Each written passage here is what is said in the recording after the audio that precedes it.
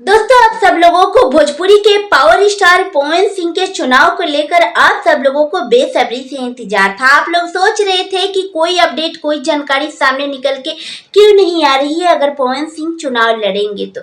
जी दोस्तों, हम आप लोगों को बता दें, बीजेपी ने पावर स्टार के साथ धोखा किया है। उनका कोई टिकट अभी कंफर्म नहीं हुआ है, लेकिन उनका चुनाव लड़ना तय हो गया है। जी हाँ दोस्तों, फाइनल हो गया है पवन सिंह कहां से चुनाव लड़ेंगे।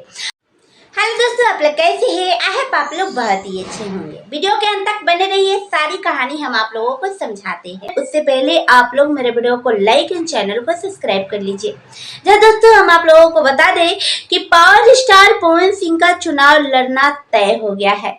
जी दोस्तों, पवन सिंह ने आज इंस्टाग्राम, ट्विटर पर एक पोस्ट किया है जिसमें लिखा है, माता गुरु भूमेरु अर्थात माता इस धरती से कहीं ज्यादा भारी होती है और मैंने अपने माँ से वादा किया था कि मैं चुनाव लड़ूंगा और मैं 2024 लोकसभा चुनाव कराकट बिहार से लड़ूंगा।